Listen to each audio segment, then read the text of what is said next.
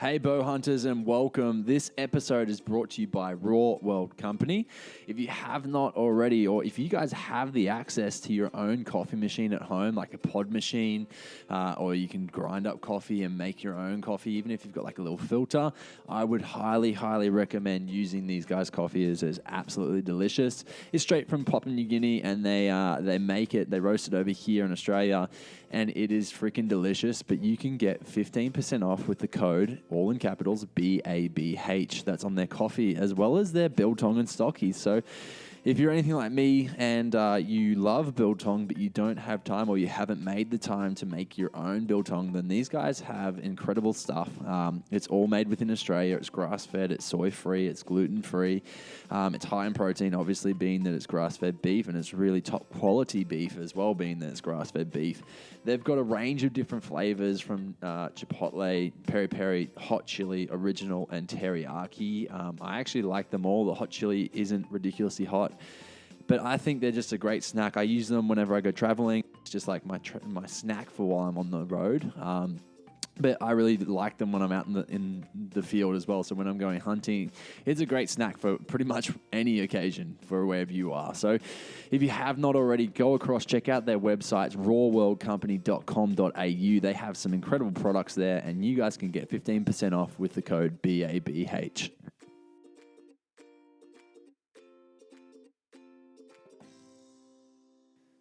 Hey there, and welcome to Becoming a Bow Hunter. I'm your host, Maddie, and join me and our guests as we take the quality of meat back into our own hands, searching the wild for free-ranged animals to harvest as ethically as we can.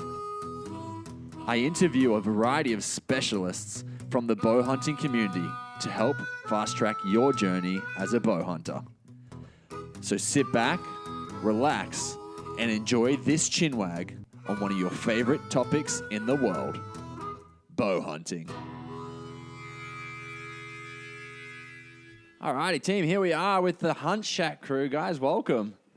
Hey, mate. Thanks for having us, Matty. Yeah, this is going to be interesting. I don't think I've ever had three people, or for this podcast in particular, this will be the first time we've had three people talking at once. So we'll introduce you guys. We've got Rod up close. G'day, guys. We've got Tash. Hey. And then we've got Jess. Hi. So, we'll try not to talk over the top of each other. Yeah, I think that'll probably be the hardest thing, but that's right. You're doing well so far. So can you guys just give us a little bit more about what Hunt Shack is?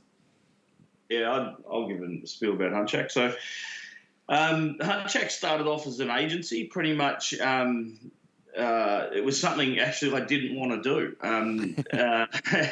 And I've been hunting for years and years, and ever since I was a kid, hunting and trapping.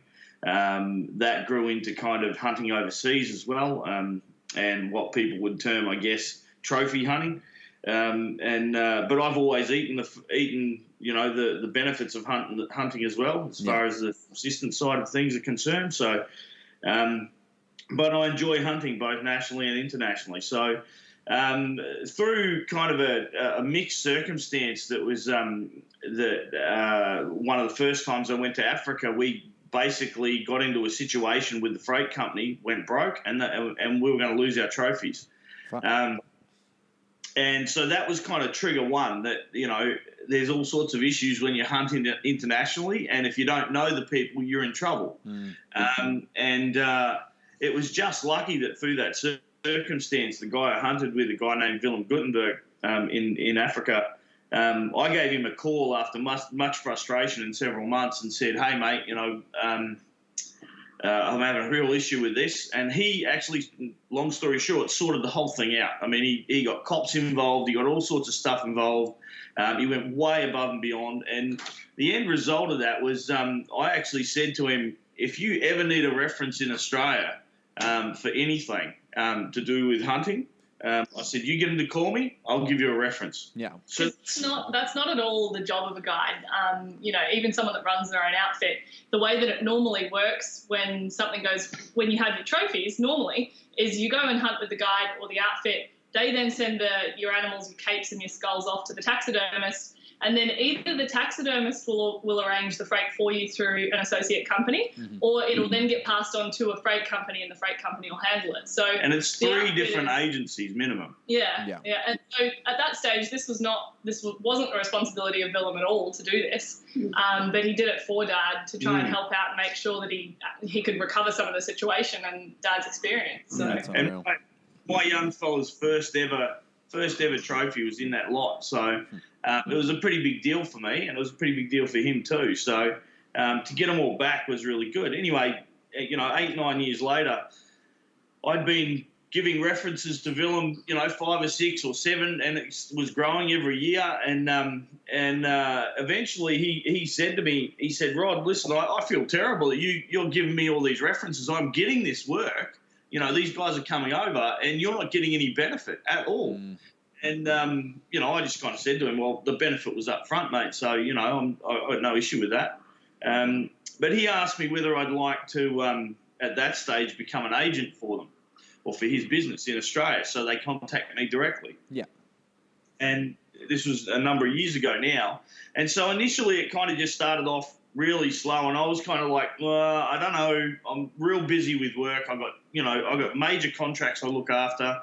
I'm flying all the time, so I'm not sure that I want to do this. Anyway, we were talking around the dinner table a couple of years back, and Jess was in the kind of final year of her double degree, and Tash was pretty comfortable in her job, and she's just buying a house and all this kind of stuff.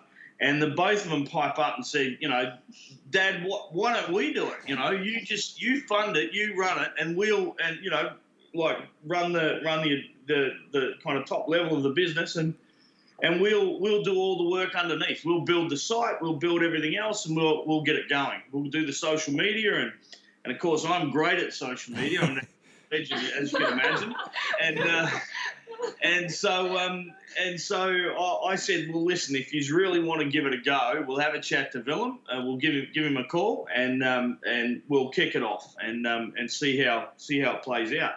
So that's kind of how it started, and then it grew into the guy we were hunting with quite regularly in New Zealand came on board, and then we had another couple of offers here in Australia from other guys we'd hunted with that came on board, and then Northern Territory came on board, and now we've got offers from Russia and Canada and all sorts, and we just can't keep up, mate. And same as South Africa, we're getting offers all the time for agency for these guys, but the one kind of rule we set straight up front about Hunt Shack was that, and this was going back to that experience, day dot, African hunting, was that, number one, we won't hunt with anyone that we haven't hunted with. We won't send a client there because if we don't know what they're like, then how can we give any kind of background or guarantee to the client definitely. That it's you guys putting your name to it, right? Like you need to make sure that it's a good word, not a bad one. Yeah. Second of all, what we wanted to do is form relationships with taxidermists and freight agencies and stuff like that, so we could recommend ones that we knew were stable, that we knew could do a good job and would do a good job, and also that they get their trophies back home, mate. The basic thing, so get them back home. So we've been able to form those kind of relationships over time, and our number one in Africa is Highveld Taxidermy. Those guys are absolute legends. They do some amazing work, and we've been working with them for a while now, and we're expecting about 9 or 10 trophies to come back in about a month or two's time. So that's their own. So are they full body taxidermies, or are they just like the shoulder mounts, head mounts sort of thing? Or? We do. You can't actually see around the room here, and obviously no one listening will see either. You can see the bottom of the one behind you. Yeah. But the vast majority of ours are drop shoulder mounts or traditional shoulder mounts. Okay. And we're getting a couple of these ones mounted on Zulu shields, so they're going to look amazing. Yeah. So that's kind of how Hunt Shack started, purely as an agency. Yeah. The content stuff kind of snowballed. It was something we really didn't expect. That came on the side, and that's now really where we've kind of taken off. And so it's kind of reformed in the last 2 years into we've really and we've been bent this way purely because of antis. Yeah. That we now put a lot of advocacy stuff out. Mm-hmm. We put a lot of support information out. We put a lot of educational stuff out, and we do that on our own time and with our own effort, and purely because what we've seen by doing this and what we've had happen by doing this is that plenty of people that may never even book a hunt ever, they're asking us for advice about how to do things. Yeah, definitely. And so there's obviously a gap there that we've cottoned onto by mistake, purely through doing what we were doing. We were posting up content, like social media, as you would know, it's based on content. You've got to have it to exactly. To get things like that. So to start with, a lot of our content was specifically hunting related, and it was about the hunts that we could offer for people to actually go and experience themselves.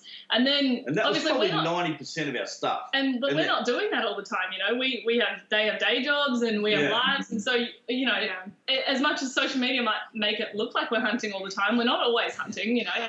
We started to need to produce other kinds of content to keep the ball rolling. So we started to just take people along the journey of what we were already doing, processing our own meat or doing gear reviews and things like that, because we had gear laying around. All this stuff that I thought was super boring. I'm like, nobody's going to watch that crap, Who wants to see how you mince something, why would they want to see that? People love it, right?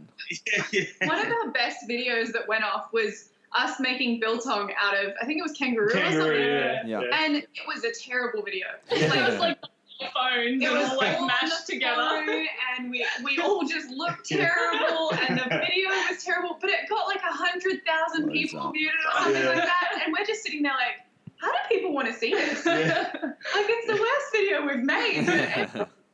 The other big one was the kangaroo leg, boning out a kangaroo leg. I mean, this is something I do off the back of a truck, you know. And we do a lot of crop protection and culling here for farmers and stuff. So, again, it was something I said to the girls, you got to be kidding. I mean, no one's really going to want to see that, And Jess bones out a bloody kangaroo leg, showing them, exactly how we do it to bone it out in one piece. And the bloody thing goes nuts. And it's like, how the hell does that work? I don't get it. And I think, like, with the internet, obviously we're so lucky with the content we can absorb now as well. Like, as a beginner, and many people I've talked to already on the podcast have said, like, people are coming into the sport and know so much more than what they ever, like, it took them 10 years to learn some of the shit that people are learning within just watching videos. It's crazy, which is really cool. It gives a great advantage. That we were quite surprised about, because we hunted on our own. Like, we hunted as a family. We wouldn't have ever said before Hunt Shack that we were a part of the hunting community, because we didn't, other than maybe down at the gun club and things like that, we didn't follow a lot of hunters on social media or anything like that. No. We weren't really involved with it at all. So other than what we did for our own activities. We just hunted for us. We were really surprised to find this demand for all of this information, and to find that there was a huge portion of people who wanted to get into hunting as adults, or as, not having grown up with it through dads and fathers and uncles and brothers and sisters and all this kind of stuff, doing it as a family. But they wanted to now learn about it, and they didn't have anywhere to go to do that. Yeah. So that was why we had all this demand for these videos that to us was like, why would anyone want to see this? And I think that's my disconnect, because for me, I did grow up with it. I grew up, around farms and on farms and stuff like this. And, my dad hunted, my uncle hunted, a number of them, almost all my uncles hunted. I got taught how to trap rabbits and foxes and stuff like that, which today you can't really do in most states. Yeah. And so you knew how to skin small animals, big animals, and all that kind of stuff. I made money out of fox fur when I was a kid, and that just doesn't. It's not available to everyone now. No. The suburban lifestyle doesn't cater for people to learn that way. It's frowned upon, right? Which is the hard thing. Like, unless you're looking actively into hunting or into, I guess, the resources that we have within Australia, unfortunately, it is highly frowned upon. Yeah. And I think it is because of a lack of education. So, I mean, that's where the content you guys are putting out is so great. I mean, something I've been very fortunate to have is so many people reaching out after just doing the podcast. Like people just reaching out and saying like, man, thank you so much. Like it's kind of put a light on these things for me. Like maybe it's something I wasn't planning on doing, but since listening to it and hearing the accessibility that you can have, like people are very keen to actually get out and harvest their own meat and provide for their own families. Like it seems like it is a very empowering thing, right? Yeah. Yeah, and that's the case. We've found that so much even in our own lives, talking to people, sharing hunting with other people, that there's so much misinformation out there about hunting. Yeah. And with organisations like PETA and things like that, and these animal rights organisations, they put out this information about hunting and they paint this picture of hunters that's just not accurate. No, exactly. I'm not saying it doesn't exist. It certainly exists, that kind of style of hunting. Yeah. But it's not accurate of hunting in general or hunters in general. No, exactly.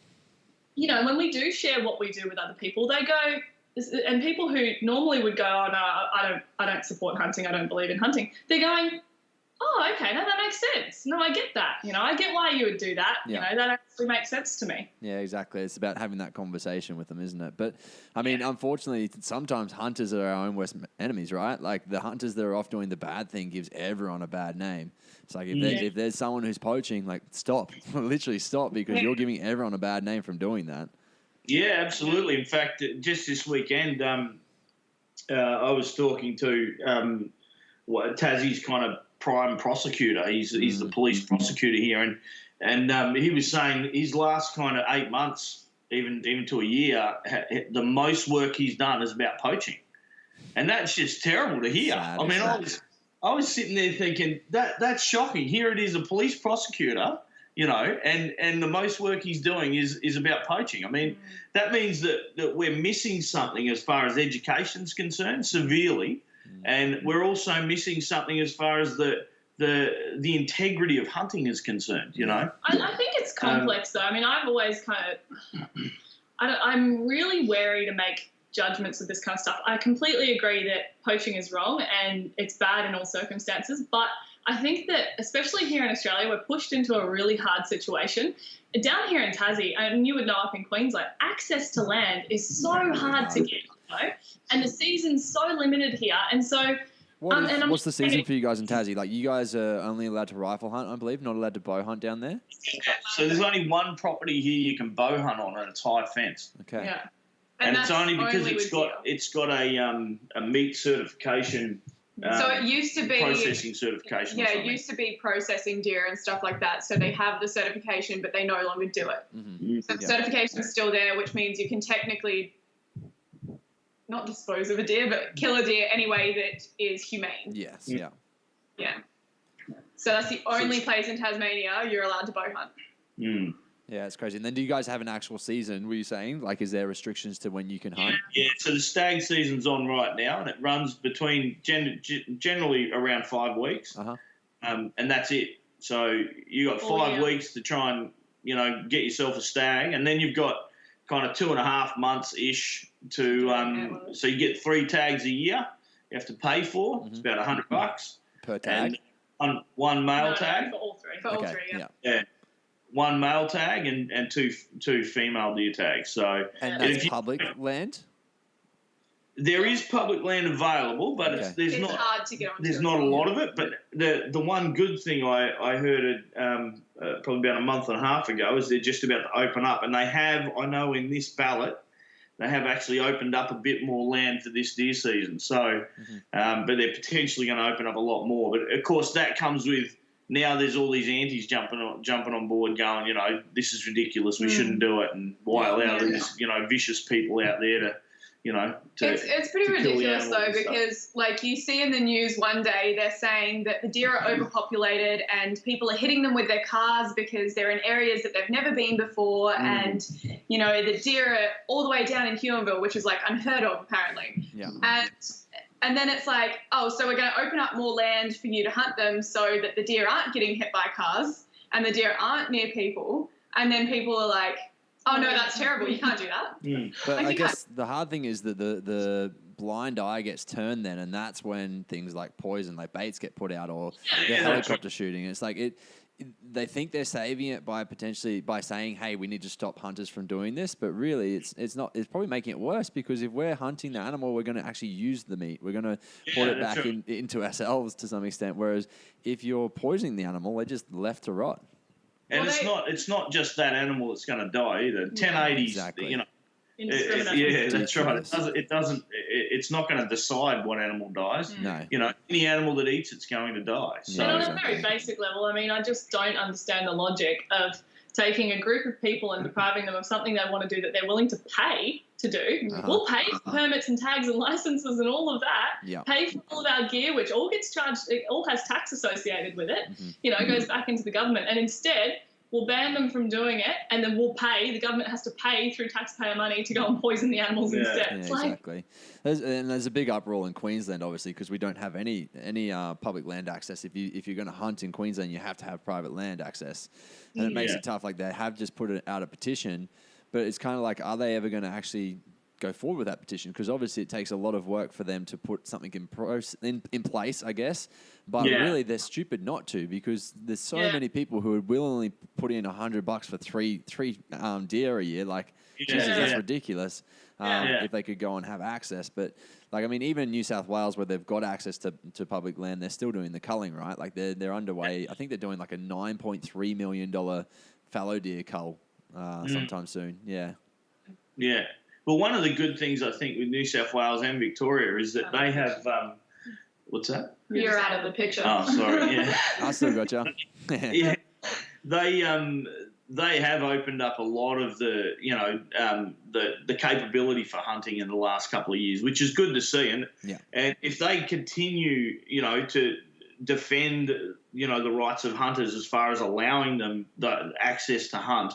Even spotlighting and all sorts of things now have been opened up in New South Wales, and I believe that they'll see a genuine impact as a result of that on the deer.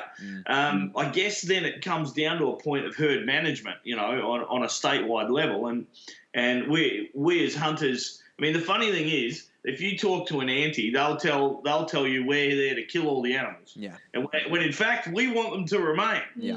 We actually don't want them to go. Yeah.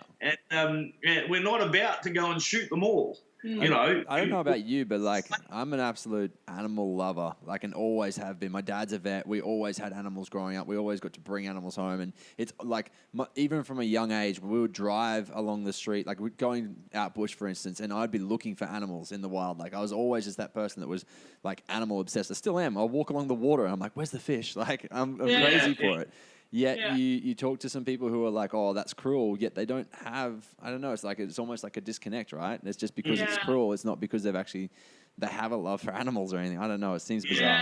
We often talk about this. It's like, they say that we don't like animals and that we don't know anything about animals, that we're just there to kill them and all this stuff. And it's like, you take any hunter, and I guarantee you, they probably know 10 times more than the animal that you're talking about than you do. Yeah, you've seen it in the wild plenty times. They know about, how they grow. They know how big they are. They know how to butcher them. They know everything about this animal, Yeah.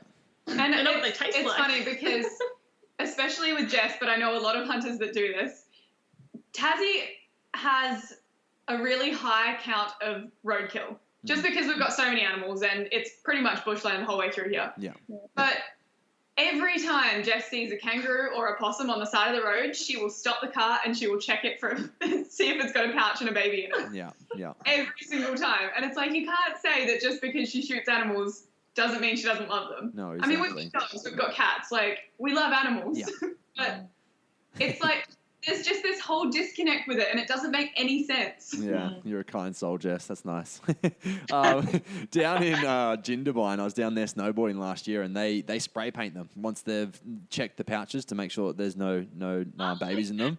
And so what they'll do is they'll go along the street, and it's usually the counsellor, I guess. They'd go across and they'd spray paint an X on it once they know. And me coming in, I was like, why the hell are all these roadkill animals spray painted? So we asked some locals, and they're like, it's because of the babies. We're a little bit more backwards here in Tassie. We just pick them up by the tail and swing them off into the bush if they haven't got anything in them. It's not like a numbering system, like personalised spray paint. Like, I got 10, you got 5. No, it seemed to be orange or blue across the board. So maybe it's just two guys at it. It's a funny point point that you make, actually, because I'm pretty sure our council workers here, part of their job, their responsibility is, like, it doesn't matter what they're in, even if they're just in their ute or whatever. If they're a council worker, and they drive past roadkill, they got to pick them up and stick them in there and go and dispose of them. Yeah, wow. There you go. Yeah.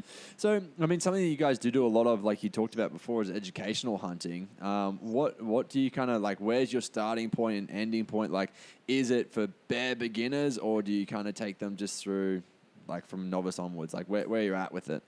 It's the whole scale. I mean, it really depends. When we get someone contact us about that, the first thing we do is ask them a whole heap of questions, you know. And so, for instance, there was a bloke last year that came from Belgium, went and hunted with our outfitter in New Zealand.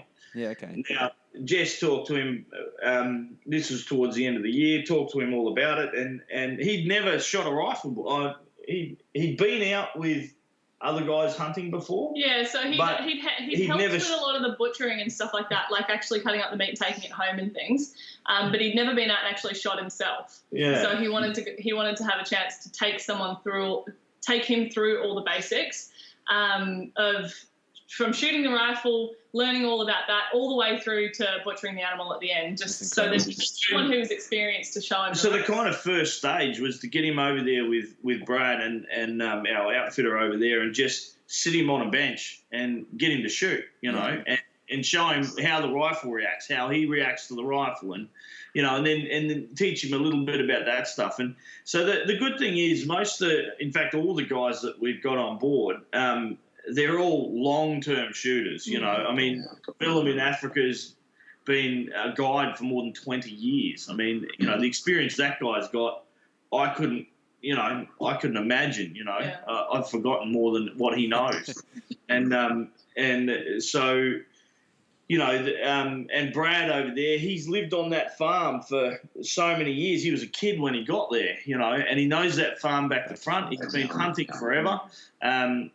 And they're sheep farmers by trade, so they butcher their own meat. You know, they don't buy meat from the shop. They listen or they eat the sheep off the farm. So it's kind of really easy to take on. It doesn't matter what stage they're at. These guys, like, you know, Brad's been rattling in red deer and fallow and even calling in seeker, you know, since he was a kid. He's calling in seeker out of season. Yeah. So when you go over with him, the experience is like even last year during the Raw when we were there, the experience is hair raising. You know, you sit there and he goes, just settle. We're going to get real close to something, right? You know, in a couple of minutes, and you got like, what? I can hear all sorts of stuff roaring all around me, mate. I mean, you know, and next thing you know, he's got, come over here. And we come around this, and no more than 30 metres away, here's a big red stag, and it roars straight at us, you know. Dude, that's unreal.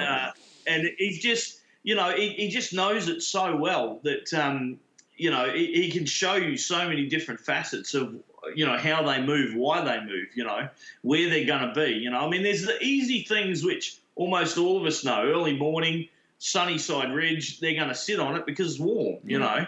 And you know, your wind and things like that, you know. I mean, they're easy things to teach, but being out with those guys that are in it all the time and they're doing it, you know, you learn so much more, and it's the experience as well. It's just like, wow, that's so cool. They often do things that they don't even know they're doing that you pick up on. You're like, wow, I never even thought about it. Like, exactly.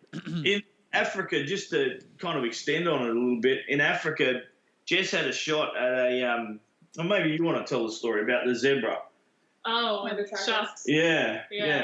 This was while we were over there, we had our professional hunter, and then we also had a tracker as well, which was a local guy, and both local guys. But we spot and stalk everything. So cool. You know, we don't shoot off the back of trucks unless it's spotlighting and we're culling or crop protection. Mm-hmm. That's the only time. So everything else is spot and stalk. So we want to see it, get to it, and knock it over, you know. Well, we've been chasing these zebras, trying to get onto one of these things for days. And they would you would not believe how hard it is to get onto a zebra. You would think. I think it'd be everywhere, right? White and stripy, then you would see it from a mile away and you'd be able to pick it out of the bush, no issue. But these things, it was like magic. It's like black magic, honestly. You're there and you're looking at a herd of 6 or 7 zebra, and you blink, and all of a sudden they're gone. You can't see them anymore. And you're just like, how does... We found the same thing with the giraffe, actually, seeing the giraffe out there. We couldn't believe how quickly these things could disappear in the bush when it's they're like you're 20 foot high. Yeah, exactly. It's like, this shouldn't be possible. Anyway, so we've been chasing these zebra for ages trying to get onto one. We finally got onto them, but I only had a really small window to take the shot before they were going to take off again. And a small shot lane as well. I mean, the shot lane she was on was really, really acute. Yeah. You know. So I take the shot anyway, and it hit the zebra just a little bit far back. It was still a good shot, still in the lungs, but just a little bit further back than I would have liked it. And so the zebra took off with the rest of the herd, and we chased after it. And Shucks, our tracker, he gets to where... First off, the shot was probably 140 metres or something, 150 metres, something like that. He takes off straight to the spot where this animal's been hit. And I don't know how much time you've spent out in the bush or how many animals you've lost or had to track or anything like that.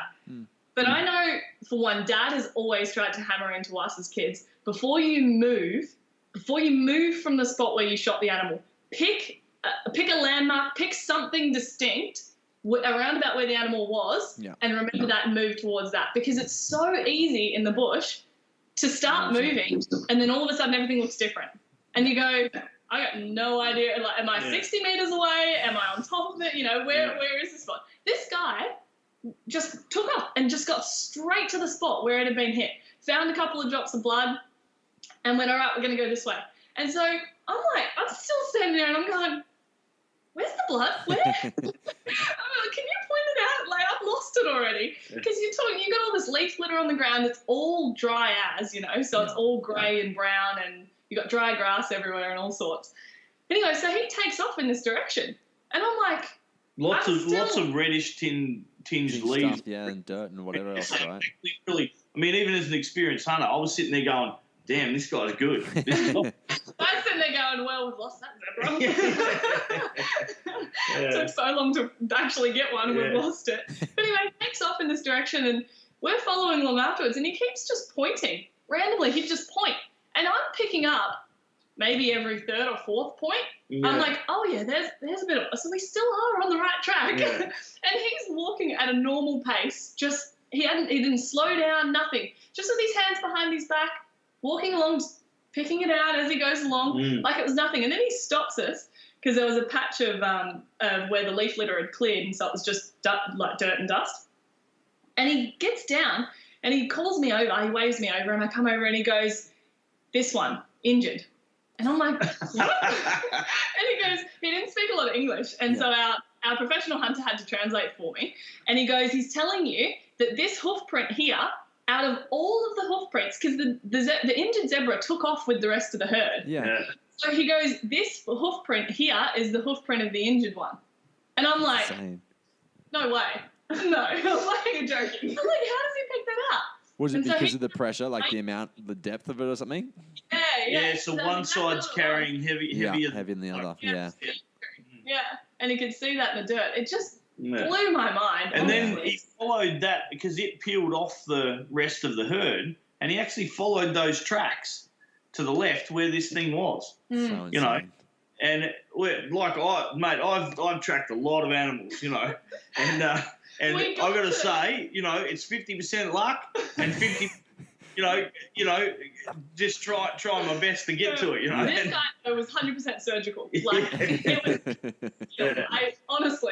he sniffed it out somehow. I don't know what kind of black magic he conjured to do this, but he was just amazing. Absolutely unbelievable. But anyway, the point is, it's that kind of thing that these guys can show you and give you an insight into how deep hunting can be. I mean, it's pulling a trigger is just such a small part of it. It's an important part of it. Yeah. You need to know how to use your rifle. There's no doubt. But the whole the story of hunting is built on that activity, knowing the animal, understanding what happens when the animal's wounded and what they're going to do, and learning those things as you go. Yeah, a really good illustration of that is our guide, Brad, in New Zealand. He's got one trophy.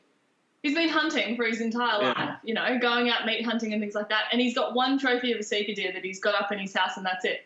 because he spends more time out there observing the animals, taking other hunters, putting them onto the animals than he does actually shooting them himself, And so an anti would never understand that. They would never even think that, the guy who's actually taking you out on the hunt has shot one and put it up on his wall. That's it, Yeah. Because it's about so much more than that to us. I just think he's definitely. Truth comes out. There's plenty of people that are really good hunters that you see online that have actually got plenty of footage of the animals that they're hunting. So I mean, deer are very popular here in Australia, as you know, and like lots of the really good bow hunters will have plenty of footage throughout the year of the deer, and then come rut season, they've got the best shots. They've got the biggest animals. Yeah. So they do their homework. Yeah. Yeah, and it's so important, and unfortunately, that it's hard to learn that in our day and age. So that's kind of where that kind of educational hunt that we provide fits in, and it's been really good. It's been a great experience. We've had really good feedback. We had nothing negative ever. Good. We're teaching people like this Robbie, who came. We haven't even met him, He came from Belgium, went straight to New Zealand, and now he's off hunting himself. Is any of the stuff you guys do, is like the New Zealand stuff, or Africa, is any of it high fence, or is it all complete wild?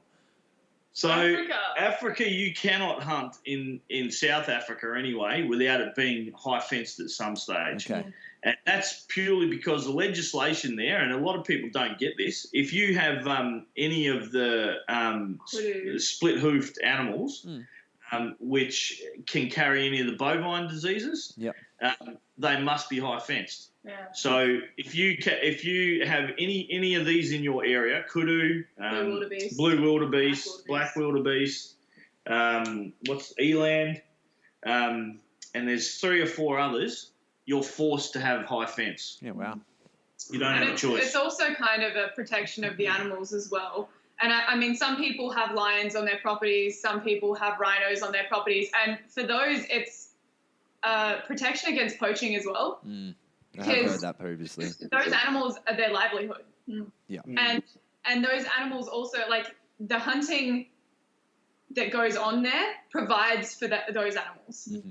And so there's such a huge portion of people that want to actually poach them that they have to protect them somehow. And so fences are just needed over there. Yeah. It's not like over here. I think Willem was saying that 98% of the land in South Africa is privately owned. Yeah, it's owned. Yeah. So there's no public land to hunt at all. I think you can get special permits for some of the national parks. Yeah, that's right. At times, but it's limited. Yeah. The majority of the thing that goes on over there is on privately owned. But you can go, and this therein lies the issue that South Africa is for all intents reasonably safe. If you want to go hunting there, you're going to go to the airport, you're going to get in a car, you're going to go straight to a hunting lodge, and you're going to have a huge amount of land to hunt on. Yeah. And it's really safe, but it will be high fence. There's no way you can get around it. Yeah. It's going to happen. There's no land other than that. We did hunt on some, which was riverside, which wasn't fenced. But again, the property is bordered by the river. So. Yeah. Okay. We're only able to do that purely because the property did border that river for a long distance. So, but at the same time, that's what you're going to get. But if you go to Mozambique or you go to Zimbabwe, which our outfit has concessions in both of those areas, there are different problems that you're going to encounter, and that is that it is a little bit more unruly. Your medical services are not so good. If something does go wrong, you want to make sure that you've got everything covered. Yeah, definitely. To go to one of those locations. So. And I think like a lot of people think just because it's high fence, it's canned hunting. It's not. Like we walked one of those properties for 3 or 4 days, just to get a wildebeest. And most of them are hundreds of thousands. The decent ones. Yeah, a monster. They're in excess of 60 to 100,000 acres, The smaller ones are around the 60 and the large ones are up around the 100,000 acres kind of thing. Yeah. We were walking between 12 and I think the the biggest day we had was 19 kilometres or something a day. Yeah. You know, we're looking after these animals. So. And we only seen a fence when we got back in the car. Yeah. Right. And the only thing we shot there was a wildebeest. Yeah. And 2 ground squirrels. Without bows, though. That is a small target with a bow. Yeah, so, no, but New Zealand and Northern Territory here in Oz, it's all free range. So our preference is completely free range. Mm-hmm. But it's just the way Africa is, you know, in a way that just I guess the localised crime is so intense. I mean, you know, if they had just farm fences and stuff, well, for starters, Eland and Kudu actually jumped the 10-foot fences. I've got videos. I wouldn't have believed it unless I'd seen it myself, but I have seen it myself. Yeah, exactly. And they jumped the 10-foot fence. No way. And the biggest thing for us, and it's always been this way, is, you know, you've got to be flexible to the circumstances and the environment that you're in, but we care about the experience. Yeah. If we can get out and we can hunt on foot, we can hunt hard, we can have a really good experience, you know, having to actually chase after some animals and go out and find them, we enjoy ourselves. Yeah. You know? Yeah, definitely. Fine details, that's all they are. So. And there is a difference in hunting in South Africa as well. You will get the very Americanized version of hunting where it's just in a hide and you're over a water hole. Yeah, I have seen them. Plenty of that. That's all you're going to do, you know, for days. And we don't do that. As I said, all of our stuff's spot and stalk hunting. So well, we got asked because the guide was like, "Oh, you're hunting with a bow. Do you want to go in the hide?" And I'm like, "No, we'll look for it and then we'll go and get it." Yeah. And it took me 4 days to get my nyala, and he's like, "Are you sure you don't want to go in the hide?" Suckers for pain. Yeah, pretty much. But I mean, it's there. It's available. If you want to do that, you can do that. You know, I got nothing against the way you want to hunt, as long as it's legal. Yeah. But you know, for our preference and the reason why we stick with Willem is because he knows that the land that he gets access to and the concessions that he has, he generally does spot and stalk hunting on almost all of it. So. But, you know, some outfitters will concentrate on getting you on a truck and as fast as they can, getting 6 or 7 animals off the back of a truck, you know, bang, bang, bang, bang. And you'll be racing up. And we've actually, like, you know, the same deal. Because we get asked to be an agency for a lot of these guys at the time, we check them out. Yeah. And we won't do it if that's the way that they're going to. Yeah, fair enough. Yeah, because it just doesn't feel right. I mean, like I said, I'm not going to begrudge anyone going and doing that. You can go and do whatever you like as long as it's legal, but it just doesn't feel right for me. Yeah, I mean, it's good that you can kind of morally draw that line for yourself as well. It's like, hey, as a business, we're not going to do this, so you go and do where you can, but we're not going to support it. You're going to be on the hoof, mate, if you come with us. Guaranteed. Yeah, that's awesome. That's one of the first lines in most of my emails to people when they inquire. I'm like, you'll hunt hard, but the reward will be worth it at the end. Yeah, definitely. I mean, something that you girls have done, I don't know, Rod, if you've done it as well, but transitioned a little bit from rifles to bow hunting of recent, in particular, like within the last year, I think you said, Jess? Yeah. Dad isn't that cool yet. No, he likes to use us as the guinea pigs. Okay, so send you off for a few years. Let them try it out, and then I'll see if it's interesting. I bow hunted when I was a kid, and I bow hunted for a number of years, and with a longbow, and then I got a compound bow after that. But you know, the girls, as much as that sounds funny. But the girls were both interested in it. I thought, oh, bugger me, you know, I'm not sure that I want to be. I mean, it's hard yakka. I take my hat off to every bow hunter out there. Yeah, it's hard yakka. You know, getting in that close. If I can spot and stalk the animal and get within 100, 150 and push her out a pill, you know. And, you know, down she goes. I'm stoked, mate. I'm over the moon, you know. Yeah. And but you know, get them within that kind of 50 yard barrier, 50 to 40 yard barrier. You know, it's that's rough. It's a damn good effort, you know, and you got to be willing to put in a lot of yards to do it, you know. Yeah. I've often said on a lot of the podcasts I've done, I'd be a very successful hunter if I was a gun shooter. Yeah, with the bow, it's so tough. So I mean. Is she's only shot the ground squirrel with hers. Okay. So rub it in. Yeah. So I guess, Tash, for you then, what have you found the biggest differences? Like, obviously, distance is something, getting closer to the animal, but what are the biggest differences you've found from going from a rifle to a bow in regards to your actual hunting skills that you've had to kind of adapt? Being quiet is hard. I can vouch for that, for both of them. Yeah. Even at 150 metres, they can still scare the animal. I don't know. It's kind of a new skill trying to get in that close, and because I can't shoot past 40 at the moment, just because of my poundage and all of that kind of stuff, I've got a shorter draw length, so I need it to be 40 or closer, which is really hard to get within that range of an animal. And I don't know, when you're shooting that at a target, you're like, oh, this is really far away. But when there's an animal there, you're like, oh my gosh, I have to get so much closer. And that was one of the harder things. Also, with a gun, I don't think you need to really practice as much. Yeah, you have to practice. I agree, but I mean, Jess and I have found this with shooting ours. Like, we went and I shot mine in Africa, and then I had a couple months off, and I shot at the target again, and I was like, oh my gosh, I'm terrible. Yeah. Like, the skill it's not like riding a bike. No, it's definitely not.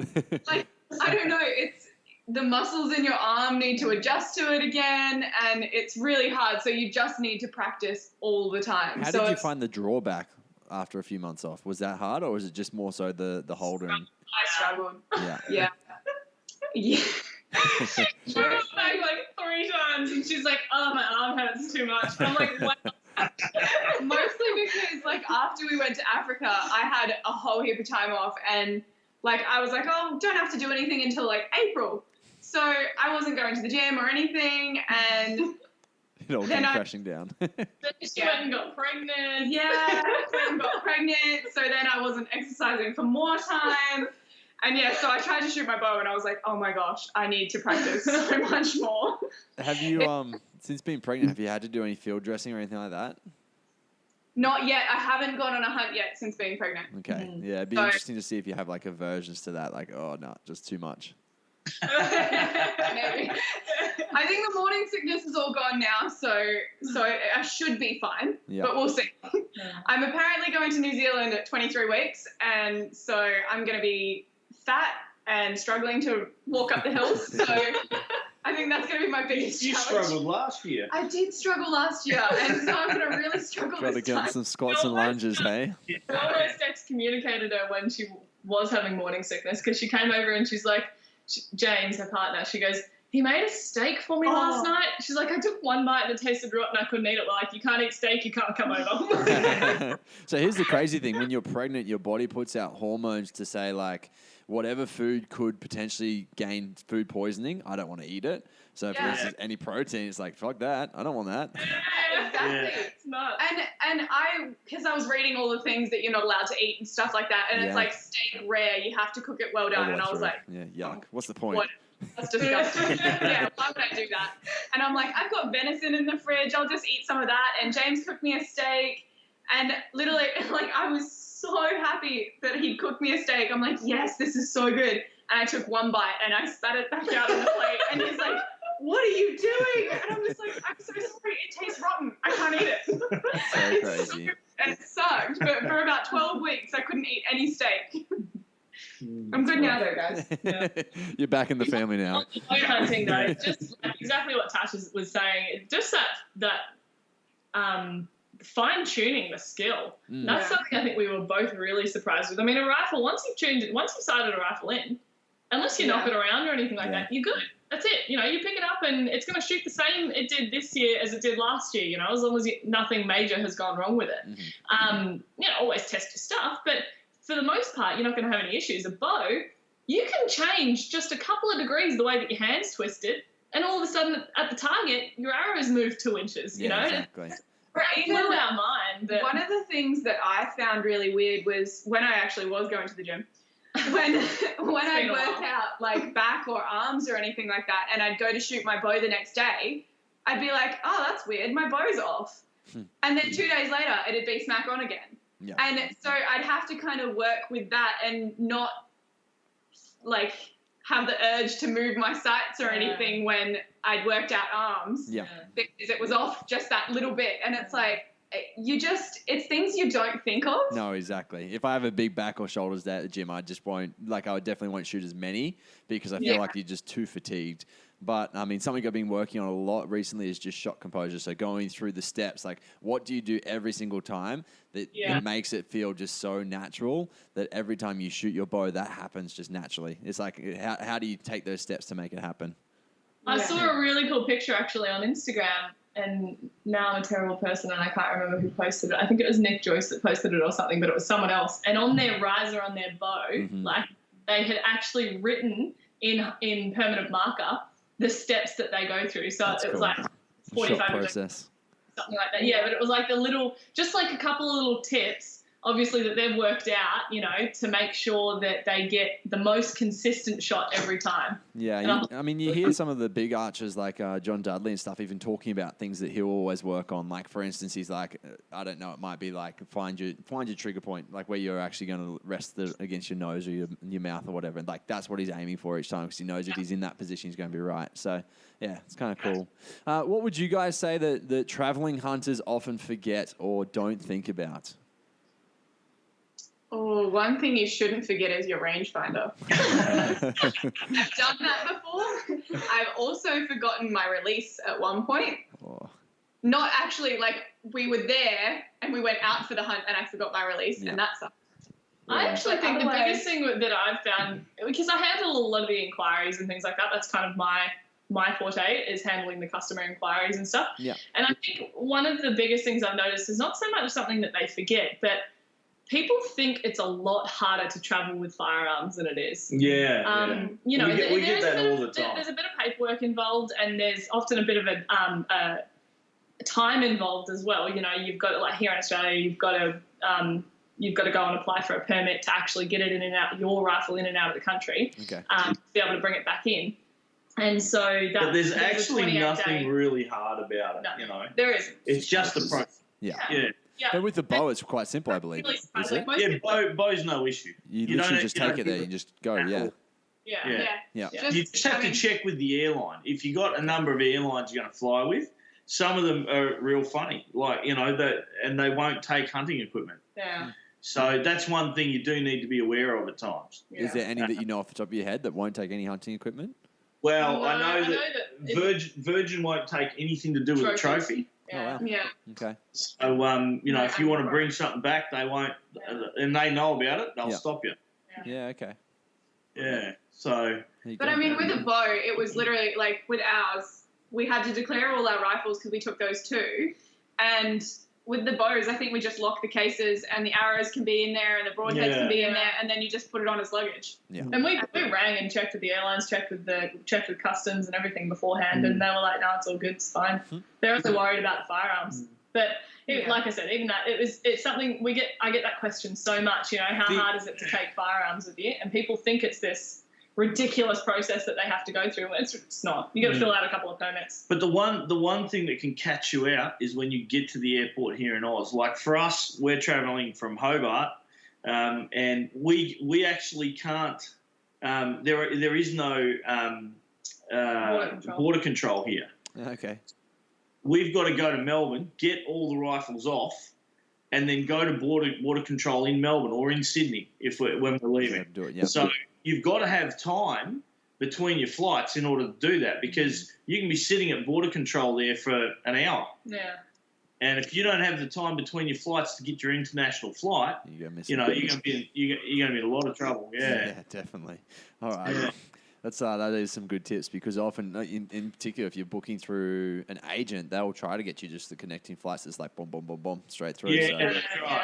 Yeah. You need that gap. So give yourself some time at the airport. That's something that we kind of, I suppose, when you're talking about things that people forget or find difficult or whatever, traveling internationally, it's something that we don't face it because we pride ourselves on trying to help people as much as we can through that stuff to make sure that they don't. Yeah. So we've got a number of kind of steps in the process, I suppose, when we've got obviously our initial inquiries that they'll make through email and things, and then I'll start communicating with them and telling them what, they can expect in general, and then we'll get a little bit more specific if they actually book. Then they get a confirmation letter, which includes, a list of things that they might want to remember to bring with them. And so we kind of try and keep in contact with them all along the way. And we do that because we know from our own experience that it is a little bit of a process to travel overseas and go hunting. You don't want to forget any of your important stuff. You don't want to forget as well. Yeah, and you want to.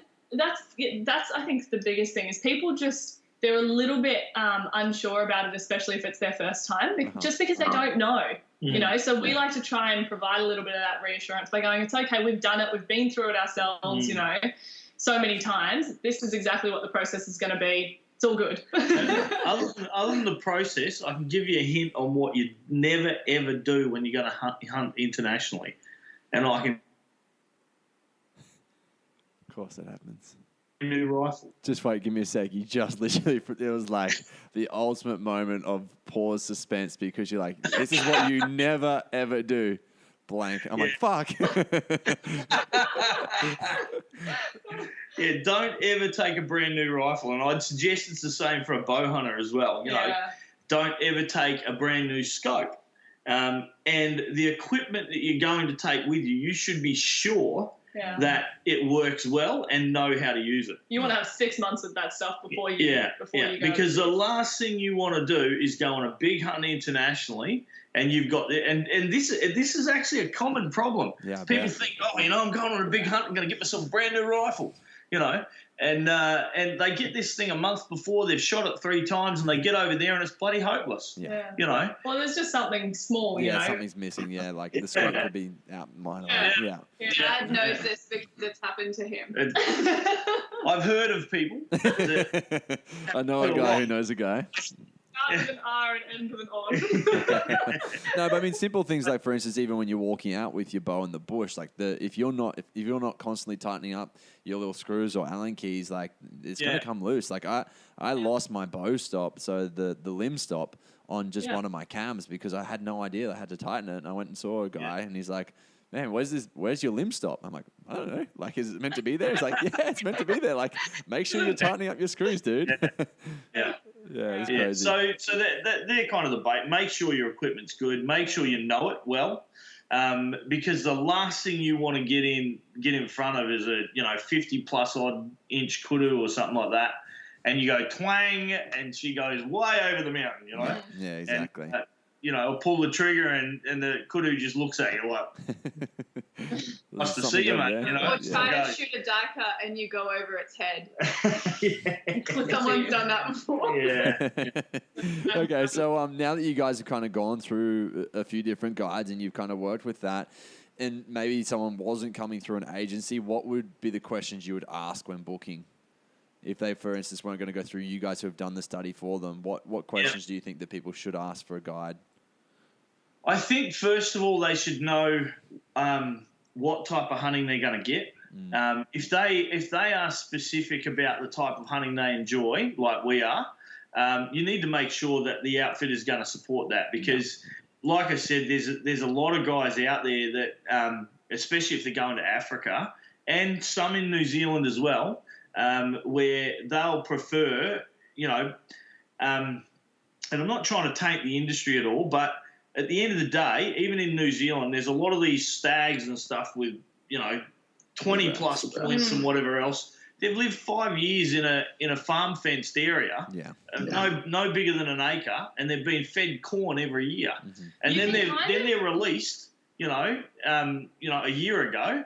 And they're wild, but you can drive up to these things, they're kind of wild. But you can kind of tell with outfitters, and I suppose for us maybe it's a little bit easier because we've been in the industry for a little while in that capability. Yeah. But if you do start having a look at different outfitters online, take for example New Zealand, if they're selling them at price points with scores attached to it, so here's the amount for this score and this amount for this score, you're gonna be realistically, you're going to be looking at a deer that's probably been tranquilized and measured so that they actually know how big it is. Yeah. Or you're going to be looking at deer that are in small areas or that have been farmed and then maybe released. And if that's the kind of hunting you want to do, then that's fine. Yeah. But be aware that if that's how they're managing their pricing system, that's probably how they're managing their deer. Yeah. And so you're going to be looking at that kind of an outfit. Whereas if you've got someone who goes, it's this much for a red stag, here's some pictures of some red stag that have been taken the last 3 years or whatever, then you're probably looking at someone who is most likely got more of a free range outfit or, where the deer are wild and they'll know about the deer that are on the property, but they haven't got a score for every deer walking around, So and it's not little things like that. That's very useful. Yeah. Like if they start guaranteeing sizes and heads and all of that kind of stuff, then you kind of know what kind of hunting you're getting into. And if you want that, then go for it. Yeah, that's right. Me personally, I don't do it. I want it to be as natural and as wild as possible. Yeah. I get it with Africa that it's not going to necessarily be all like that. But New Zealand's got really, they've had a bit of a change in the last kind of 6 years, 7 years even, and maybe a little bit longer than that, where the American market has really hit New Zealand. And so they're starting to look at guaranteeing head sizes and stuff like this, which is what the girls are talking about. And that kind, once you get into that kind of activity, you really are just shooting or hunting for a head, and you're not, that animal, they're going to know exactly where it is. Yeah, Every exactly. day, know where it is. Yeah. So how much real hunting? It's not the experience that you were talking about before. It's not the experience that you're necessarily looking for, right? Yeah. So listen, if you want to do that, like I said, I'd take my hat off, go for it, mate. You go and do that, and I have no issue with it. But that's not my thing, and it's certainly not what we want to represent as a business either. Yeah. On another note, I think I honestly wouldn't hunt with someone if I was just a hunter and I was looking to go and hunt internationally.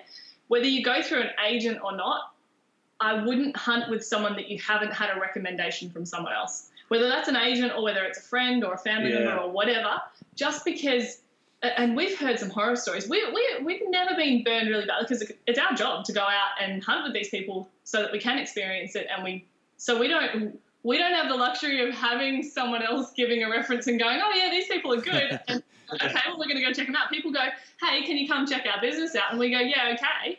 And we start the conversation with them.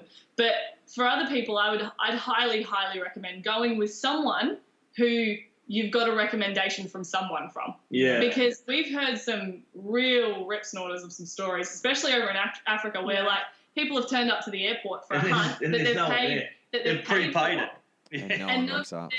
You'd be devastated. Our outfitter has been called by guys who have got to the airport. Their outfitter's not there to pick them up, and he's gone, what the heck? He's called back to the US to some mates, and their mates have gone, oh, crap. Oh, I hunted with this guy here. I'll put you on to him. And so then our outfitter's gone and picked them up from the airport. Isn't that ridiculous? But then you can almost say that for anything in life, right? Like go on recommendations, right? Yeah. Do your due diligence, Yeah, exactly. And check it out. So ask for photos of the facilities and all of that kind of stuff as well. You want to know where you're going, where you're hunting. So accommodation is a big one. Like skinning facilities or meat storage facilities is another one. Yeah. Especially in Africa, it's hot. Yeah, and definitely. You can't leave a Cape, especially if you want to go to Africa and you want to be able to bring something back with you, And so you don't want to be leaving capes and heads laying around in the sun because you're not going to end up with a nice trophy at all. So exactly. You want to make sure that they've got somewhere to store the meat. They often have, I know that they'll have a skinning shed, a fridge for the meat, and they should have a salt shed as well to put all of the capes and heads in. So things very insightful. The not so much. Here in Oz, our industry is kind of a little bit immature still yet, as far as the kind of the guided hunting industry. But in New Zealand, you can expect to have a fairly formal process around what they're going to do.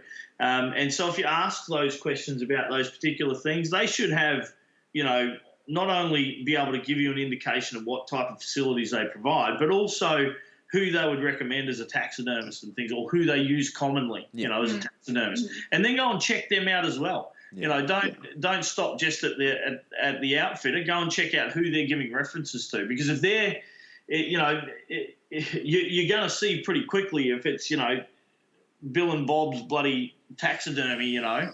What are you got against Bill and Bob? You know, and they're not presented well. Well, you know, you're going overseas. You're going to pay money for it. You want to make sure your trophies are good. Yeah. You know, so the end result needs to be something that you're really happy with. Don't go with Bill and Bob's taxidermy. You know, do you guys follow Ben O'Brien? Do you follow Ben O'Brien on Instagram at all? Do you know who he is? The guy from Meat Eater? I've heard of him, but yeah. So he's been posting up like these terrible, like different types of taxidermy animals at the moment, and he's been putting up a few like cougars or mountain lions, and they literally they look like a stuffed animal, but like not a good one at all. Like their face is just flat. It's like, what is that? It's crazy. Yeah. So yeah, I strongly agree. You got to do your due diligence. I realized recently I found on Instagram there's like a trend for like bad taxidermy. Yeah. People deliberately do bad taxidermy because they like the look of it. I couldn't imagine anything worse. Yeah, that's ridiculous. That sounds really ridiculous. Can you guys dive into I Am Hunter? What is this? What is the thing that you guys are about to launch? And when this comes out, it will be live. Yes. Yeah. So this is kind of a vision that's been born more by the girls than by me. Well, you came up with the name. Yeah. Give yourself some Give credit where credit's due. There we go. So now I'm going to be units for that. But I mean, the basis of it all is born out of what we were talking before about the information gap that people are talking to us about, and their want and need for materials that are hunting based. And then when we've been looking at, and this has been, I work, and I've had very senior roles in business for the last 15 to 20 years, and one of the things you look for when you're in a senior role like that is what things are outstanding for the business and what things you think may be risks to the business going forward. And if you look at the business of hunting, our biggest risk is the platforms we use. Yeah. Our biggest risk, is the Facebooks, is the Instagrams, is the, all of these different, facilities and services we use in social media. Yeah. That they have us by the kahoonies, mate. If they don't like you, you're gone. Yeah. It came out of real fear for our own business that everything that we do is based on social media. Yeah. So Facebook page, our Instagram, all of that, that's where we get traction for the hunts that we sell. And so at the end of the day, that's our bread and butter, And if Facebook were to turn around tomorrow, we've got, 28,000 people or something on there that follow along with us. And if Facebook turned around tomorrow and said, listen, I'm sorry, but shutting down the page, that's it. That's done. That's gone. Yeah, definitely. We then got to rely on people to find us through the internet and sift through the hundreds of other outfitters and agencies there, available. And so then that got us thinking about it, and then that translated to hunters and how much they're losing out on information that's being censored by these social media organisations when they're trying exactly what you're saying. Unless you specifically go looking for it, it's something that's frowned upon. Mm-hmm. We've actually done some testing on this where we've sent out, we've made posts which are very generic, and then sent them out to our followers, and we've seen it's got 2,000, 3,000, 4,000 people, nothing special on it, just a general post, and then we send something out with like the term rifle or gun or something else that's hunting related, and all of a sudden we get 100 people, 200 people over a couple of days that have seen that post. And it's like, wait a minute, there's something wrong here. No, definitely. Yeah, we see it a lot with our business, like just like they really want you to pay for advertising in particular when it comes to things like that. And so it's the same thing. Like we'll see certain things, like because I run a nutrition and health company, it's like if you advertise to someone based on, like, you can't say anything about the person and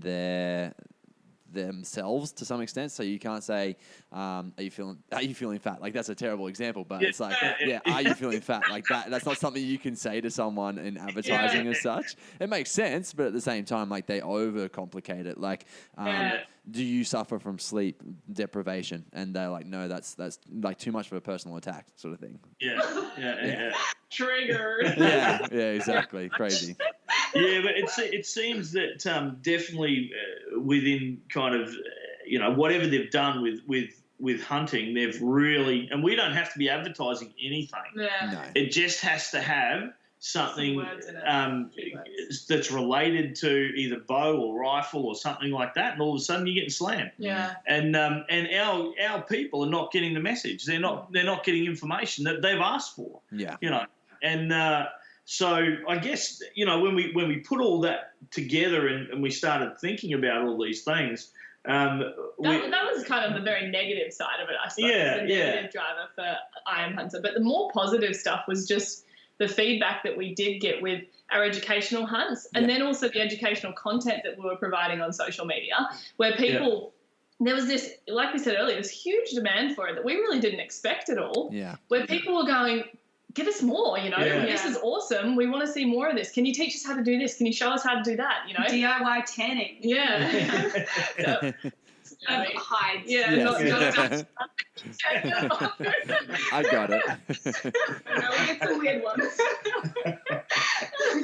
And so that was more of the positive side of it. And we started to look at what was available to people, and we saw very quickly that while you've got videos on YouTube of hunting content and tutorials and all this stuff, and you've got, product review articles on a blog over here, and you've got, you've got hunting stories on a blog over there, and you've got all of this content available, but it's all so fragmented and so hard to access, and you've got to go searching all over the place to actually try and find it. Definitely. And so we were like, well, stuff social media, they kind of suck anyway because they're trying to censor all of this content that we're trying to provide on one platform in Hunt Shack, on Facebook, and try and give people that kind of central area to come and look for that information. We'll make our own. Yeah. And so that was where the idea for I Am Hunter was born, where people can come, they can log in, they can access all of this content in one place.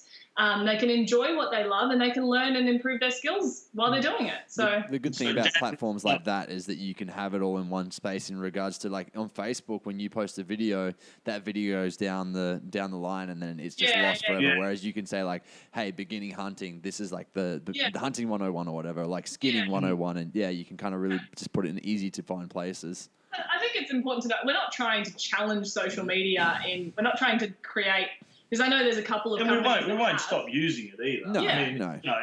That's not the point. The point is we want to be able to isolate what we do as hunting, as hunters, and we want to be able to make sure that people have access to it whenever they want it. Yeah. That it's not censored, it's not restricted, and it's not going to be hidden from them purely because someone else has made a decision for that. Yeah. And they're free to access it as they want to. The other thing too, which I think is really, really unique, and this is a really cool thing and a bit of an insight into the I Am Hunter activity, which we haven't exposed anywhere else at this stage, is the idea of kind of hunter heroes, or guys that we're intending, and we've already got some agreement with a few different people, for them to have their own profiles in there and create their own education facilities and activities. That's like, cool. Like an expert. Yeah. So, that kind of thing allows us to expand almost immediately and grow astronomically, to share the information of hunting from all of these other experts around, and it mixes things up a bit because, I don't know, people they don't seem to get sick of us on social media. They just seem to want more of Tasha's feet. So I've never given them weird ones, some really weird ones. But it's nice to, from our perspective, to be able to showcase some other people that are doing an awesome job in the hunting industry, trying to share. We've got a guy from Ireland who wants to jump on board with this, who I've been chatting to, and he has no idea how to use social media, no idea when it comes to technology or any of that stuff, but he is flipping awesome when it comes to butchering deer he's really good. and breaking them down. And so he does these little videos that are just done with a phone, but it's awesome content, really, really helpful content. And so he's tried to share that with us on Facebook and stuff like that before, but, it gets lost down the timeline, just like you said. And so, guys like that, we want to be able to showcase as a bit of an expert and say, they've made this content, they know exactly what they're doing. So here you go, learn from it. And his details, go and follow him as well, and all that kind of stuff. And it kind of give hunters the ability, I guess, to be able to see what's really out there with the content that's being, heavily restricted, and make sure they've got a portal to access it. So, I've been amazed at how well it's been built. I mean, I was just hit up for the cash to try and put it online and stuff. Like everything bad's the ATM. It'll be interesting to see how it travels, because already, from a very small idea, with a number of different pillars, maybe you want to just quickly talk about the pillars that we're looking at. Have we got that online yet? Do we share that? We've got it on the platform page. Yeah. So, anyway, the 4 ideas that we built the platform on was educate. So obviously we've talked a lot about that, sharing skills and things like that, and helping people to improve their skills in the hunting community. Entertain, so hunting videos, stories, things like that, just enjoying our lifestyle, enjoying what we all love to do. Advocate, and so that is, changing some of the conversation around hunting, giving, and from our point of view, because this is for hunters, our audience is hunters, we're not, a lot of our social media stuff, we do try and target towards people who maybe are sitting on the fence, but within I Am Hunter, that's stuff that we're looking to provide hunters with the arguments that they need to then go out into their own friendship groups, go out into their workplaces and things like that, and be able to actually tell people about hunting and share it with them. Yeah, definitely. Have the information, have the arguments there. And then the last one is reward. So, I don't know if you've seen the kind of trend on social media with discount codes and influencers and things like that. And everyone's got one, and they've all got one for a different place, but you go to buy something and you're like, crap, I know someone's going to do something. Yeah, exactly. I can't remember what it was. And so, it's a little bit of that. There'll be competitions, giveaways, discount codes, and it'll all be in one area where you can just go, all right, I want to go buy something. Let me go check quickly and see if I can get a discount code for that to get a bit of a benefit back, That's so just cool. a bit of a reward back to the hunters. And the other thing with the rewards too, at this year we're giving away a buffalo hunt. Water buffalo hunt. Yeah, water buffalo hunt. But every year we're looking at being able to give back to someone a major hunt. That's incredible. That they're going to get, and obviously we need supporters and everything to keep that going. But that's the intention, to give someone a hunt of a lifetime. Give them the opportunity to have a hunt of a lifetime out of that portal. And I think the other thing that we probably haven't touched on really is just the why we went with a membership platform, because that's what it'll be. It'll be a membership where you'll pay a membership fee to, like a subscription fee, to be a part of it. Yeah. That, I suppose, a couple of major reasons for us. One was that we actually wanted to have a little bit of control over who accessed it, because we don't want. We've had so many people, and it's really, really, this is probably the saddest thing that we've encountered, is people that have contacted us and said to us, you guys are doing an amazing job. You're doing such a good job sharing this hunting content. I love seeing you guys do what you do, but I'm too scared to do it myself because I'm scared of the backlash. Yeah, the antis. I'm scared of, the antis getting hold of it. And we've seen it in the US with guys that have jobs over it, that have lost, so much over it because some antis decided that they didn't like it. They've chucked it up on their page with their followers and it's gone viral, Yeah, definitely.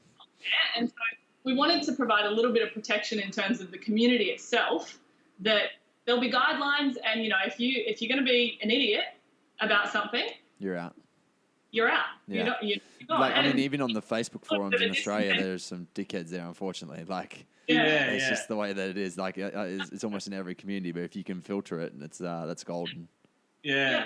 And then as well for us, in terms of us it's a business at the end of the day. You know, we want to be able to do this as a job and keep doing it and keep providing the content. And unfortunately, none of that comes free. So exactly right. I can tell you that as a matter of fact. None of it comes free. Mr. ATM. All right, so guys, I think we should wrap it there because there has been so much good content. So where can people kind of find you? So I mean, huntshack.net is your website. What about socials for the rest of you, like for you individually, but also for Hunt Shack? It's all under Hunt Shack, and if you go to so it's Hunt Shack on Facebook, Hunt Shack on Instagram, and if you do go to Hunt Shack on Instagram, then our tags are all on there. I think that's probably the easiest way to do it. Or you'll see us in the posts or the recent posts and things like that. I Am Hunter will be on its own domain, so that'll be iamhunter.net when it's released. But that doesn't go live for another couple of weeks. So that's right. This will I think once this airs, it will probably be out, which will be cool. Yeah. So head across and see it, listeners. Yeah. Unreal, guys. Well, thank you so much. If you guys did get something out of this, make sure you share it around with your friends because, as always, good content is hard to come by. So make sure you do share it around. If you've learned something, then obviously someone else will learn something from it too. Guys, thank you so much for jumping in. It's been really cool. Good stuff, mate. Thanks for having us. That's it. That's a wrap, guys. Thank you so much for joining us this week. If you have not already, please do hit subscribe. If you want to leave us a great little review, that would also be highly appreciated. However, follow along with our journey at becomingaBowhunter.podcast on Instagram and Facebook. You can also check out our website, which is www.becomingaBowhunter.com.